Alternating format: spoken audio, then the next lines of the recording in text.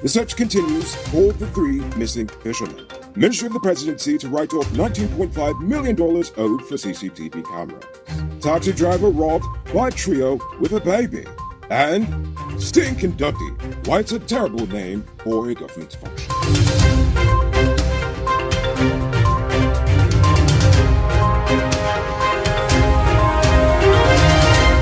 I am Larry Corporal Ford, and this is Uncut News. Do you see news happening? Send us a tip on WhatsApp at 592-659-6151. The search for the three missing fishermen has continued into another day, and divers have yet to find the men. While they have yet to find Harold Dawson, Winston Sam, or Ronald Burton, or even their missing vessel, divers reported finding a fishing net floating in the Mahaica River in the vicinity of where the ship sunk. According to the government, GPL will have to bear the risk of a mile of falls possibly running dry. In addition to agreeing to purchase the electricity produced by the falls, the government, through GPL, will bear the incurred liabilities if the falls run dry or if the soon-to-be-built reservoir is not enough to feed the dam. Nevertheless, they are going with the same design as before, but with a different company, and this company decided to do it for $700 million instead of $1 billion US like before. Fortunately for us, we should not have to pay for it at all, as the project is wholly financed by the company building it, which is China Railway First Group. The Ministry of the Presidency is seeking to write off $19.5 million that was owed to it from the American company Moonblink Communications Incorporated. In 2015, APNU AFC spent $19.5 million out of the contingency fund to purchase a set of CCTV cameras from the company under the excuse that it was an emergency. Almost 7 years later, and the cameras have yet to be delivered, and Moonblink has since filed for bankruptcy, even though the government had paid them the full amount that they were supposed to get paid for the contract. According to legal advice, it would actually cost the state more time and money to preserve the debt in court than to just write it off. Yesterday, Ruchtan Thomas, Leon Scott, and Shanti Budram were charged for grave robbing the tomb of 19-year-old cancer victim Vishnu Samaru. Thomas and Scott were remanded to prison for damage to property and simple larceny, whilst Budram was charged for conspiracy and subsequently was released on $50,000 bail. Now it's time to tell you about Best Buy's car of the day. Currently on sale is this 2014 Audi Q3. It comes with Bluetooth, mud rims, new tires, TV, CD, stereo, fog lamps, electronic parking brake, back camera, and much, much more. Buy cars for $5.6 million.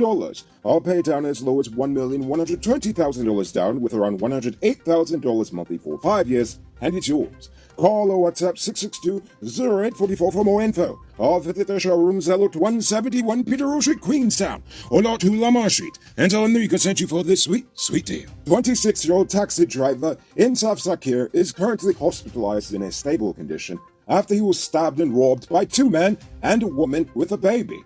Last night, the passengers got into the taxi at Tushin, posing as customers. But when they approached the destination, one of the men pulled out a knife and threatened the man. When Zakir resisted, he stabbed him, whilst the other male took the man's cell phone.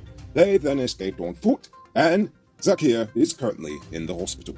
But there's no word on the baby's involvement in this crime. 42-year-old mother of four, Tavita Lal, died this morning, nearly 4 weeks after she was set on fire by her abusive husband, Jitnarayan Seelal. Due to the severity of her burns, doctors gave her a 50% chance of surviving the burns. Seelal was arrested weeks ago. However, he's now likely to face a murder charge in light of his wife's death. All I can say is I hope it was worth it for you, Seelal. Because of your rowing with your wife, you are now going to end up in a place where you're probably going to become someone else's wife. Aha! 62-year-old Sahadio Balgabin died this morning after he was struck by a taxi on the Better Hope Public Road last night. The driver, 61-year-old Balram Sitaram, said Balgabin suddenly crossed the street as he was driving and he just didn't see him coming.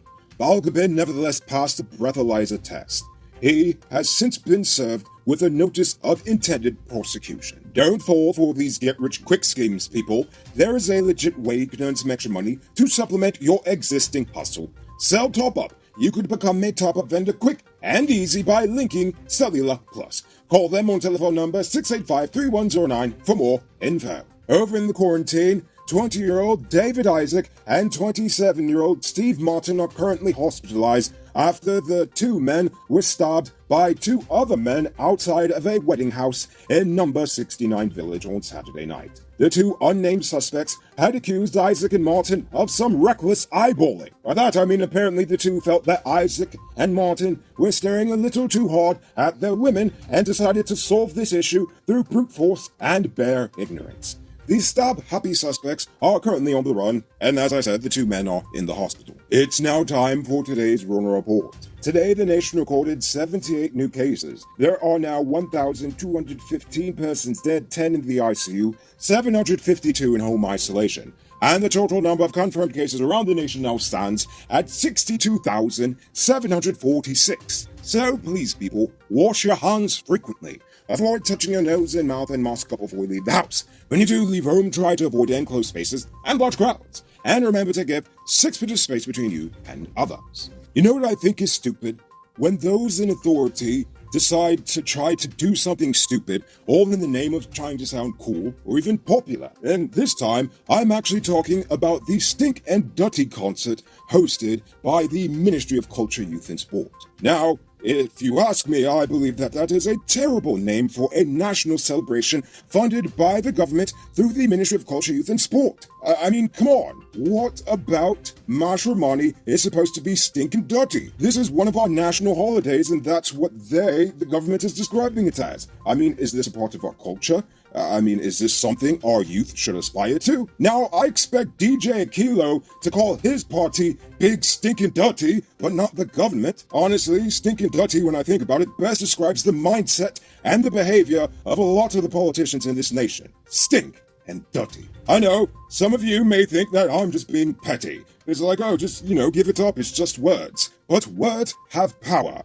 And if there's anyone in this nation who knows about the power of words, it's Minister Bounty Lions himself. I mean, come on. He had Gavin Matthews arrested because Gavin Matthews' words on Facebook hurt Bounty Lions' precious little feelings. Honestly, I shouldn't even have to argue this any further because we all know it's a terrible name for a government-sponsored event. But those are the terrible ideas you seem to get when you have no real sense of national pride. And if you ask me, having such people make important national decisions on our behalf is pretty stupid. Take a look at this beauty being constructed in a gated community called Richmondville in Guyana. It features 4 bedrooms, 1 pool with 7,000 square feet of living space, along with modern amenities. Contact Sheriff Construction on 592-618-5702. Now for our Uncut News Views Poll Question of the Day. Every day we pose a question about current events in Guyana, the region, the diaspora, and how you feel it relates to us. So, you give your responses, and we'll read the best ones in the following episode. Yesterday's question was, should the government do more local engagements? Curtis Grogan says, the government should definitely improve their local engagement. It's clear that they do not truly understand the needs of the people in this country. All they talk about is infrastructure, oil, and foreign investment, and only a certain set of wealthy people are benefiting from it. Those ideas that you suggested to the government to aid in small business development, I think it would really work. Why is it so hard to get a loan from a bank as compared to courts, and the interest rate is almost the same? Plus, the banks don't even give you the amount you asked them for. You're absolutely correct. And Donna Parker says, I think one investment that they need to do right now is cleaning up the city. It looks like a shantytown with all the umbrellas and all the little stands. It's time the city looked properly. It looks horrible, that's my opinion. Well, yeah, no, I can definitely see what you mean, that by the local engagements they can find that out. But honestly, one good walk around town will tell you that this place looks terrible. So, since tomorrow is Matrimony, I want to know, what does Republic Day mean to you? Or does it even mean anything to you? Or does it mean a lot to you? I want to know. Think about that question and tell us in the comments below. If your response is good enough, we just might feature it in our next episode. Anyway, that's all the time we have for tonight, and check us out tomorrow for another. Until then, I'm Rico Pulford saying, have a good evening, have a great matrimony, and of course, don't drink and drive, or you'll end up on our next episode the hard way. Ha-ha! Good night, folks. Hey, Uncut News viewers, thanks for watching. You can subscribe by clicking on this button over here, or click over there for more news. You can also drop a comment to let me know if you've made it to the end of the video. Goodbye for now.